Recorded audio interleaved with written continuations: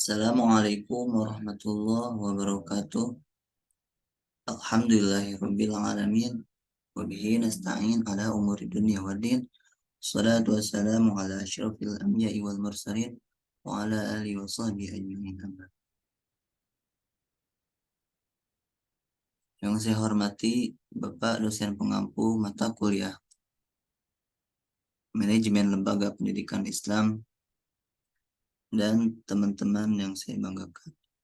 Di sini saya akan menjelaskan tentang pembuatan keputusan dalam lembaga pendidikan.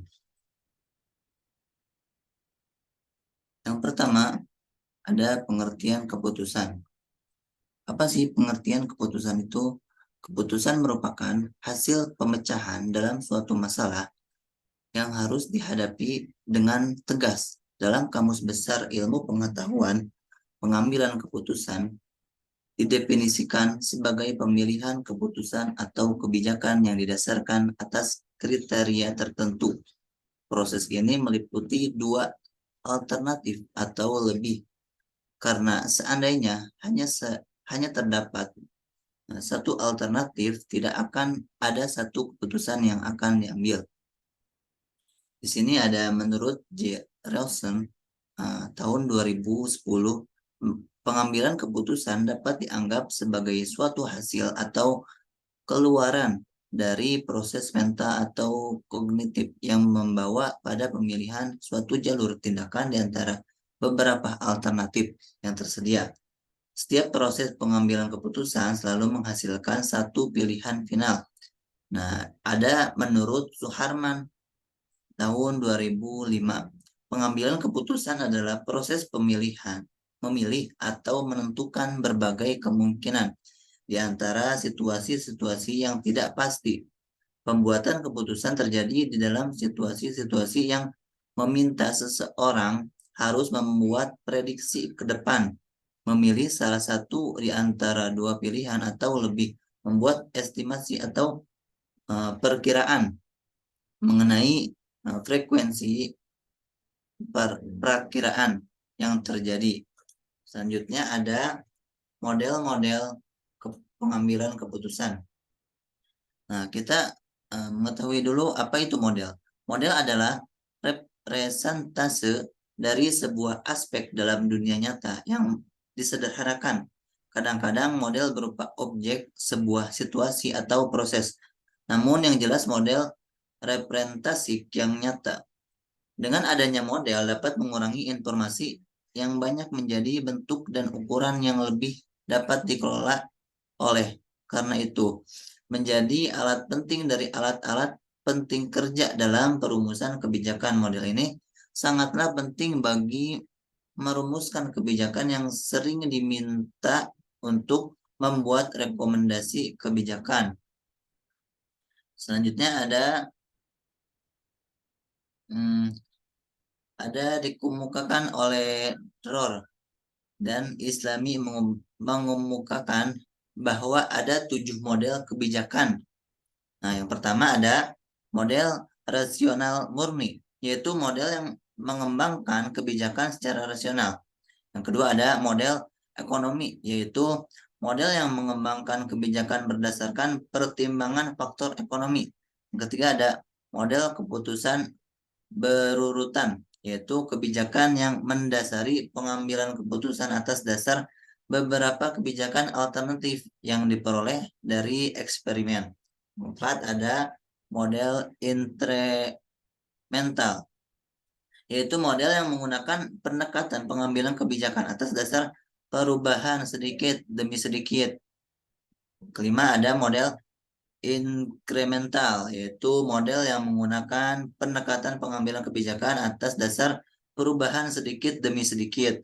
Keenam ada model ekstransional, yaitu model yang mendasarkan pengambilan kebijakan atas dasar dan pertimbangan sangat rasional. Yang ketujuh ada model optimal, yaitu model yang mendasarkan pengambilan keputusan atas dasar gabungan berbagai metode secara terpadu untuk menghasilkan kebijakan yang optimal dan dapat diterima oleh semua pihak.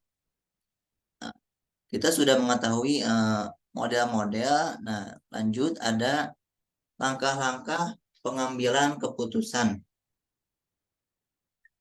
Di sini ada menurut Goodyear dan Reed tahun 1991, pembuatan keputusan meliputi beberapa langkah, yaitu yang pertama ada spesifikasi masalah. Yang kedua ada menganalisis masalah. Yang ketiga ada mengembangkan strategi-strategi atau alternatif-alternatif untuk memecahkan suatu masalah. 4 ada memilih alternatif-alternatif yang baik. Terus ada mengembangkan dan mengimplementasikan rencana. Terus mengevaluasi rencana yang efektif. Selanjutnya ada mengkaji ulang kebutuhan. Lanjut, langkah-langkah pengambilan keputusan menurut Kohler dalam Wahab tahun 2011. Tipe-tipe pengambilan keputusan antara lain, yang pertama ada alternatif yang baik dapat dilaksanakan dan menghasilkan dampak positif. Yang kedua ada alternatif yang mudah, tidak mempunyai akibat positif atau negatif. Yang keempat ada yang ketiga ada alternatif campuran, mempunyai kemungkinan menghasilkan dampak positif atau negatif. Keempat ada alternatif yang jelek, menyebabkan akibat negatif. Kelima ada alternatif yang tidak pasti, mempunyai akibat yang tidak menentu. Jadi dapat disimpulkan bahwa pengambilan keputusan merupakan suatu proses pemikiran dari pemilihan alternatif yang akan dihasilkan mengenai prediksi ke depan fungsi pengambilan keputusan individual atau kelompok, baik secara institusional ataupun organisasional, sifatnya futuristik. Pengambilan keputusan ini merupakan sebuah proses dinamis yang memecahkan beberapa masalah organisasi. Ada beberapa model dalam pengambilan keputusan, yakni pertama model pembuatan keputusan klasikal menggunakan strategi optimalisasi untuk memaksimalkan pencapaian tujuan. Tetapi model ini lebih ideal daripada sebuah gambaran aktual dalam praktek. Yang kedua ada model administratif. Administratif adalah strategi pembuatan keputusan pragmatif yang oleh beberapa administrator digunakan untuk memecahkan masalah dalam praktek. Yang ketiga ada model instrumental, banyak digunakan dalam memutuskan untuk mengatasi kekacauan.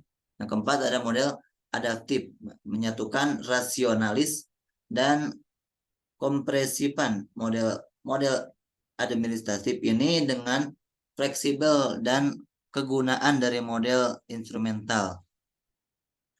Mungkin cukup sekian pemaparan materi pada penjelasan pembuatan keputusan dalam lembaga pendidikan. Sekian dan terima kasih. Wallahul muwaffiq ila aqwamit thoriq. Wassalamualaikum warahmatullahi wabarakatuh.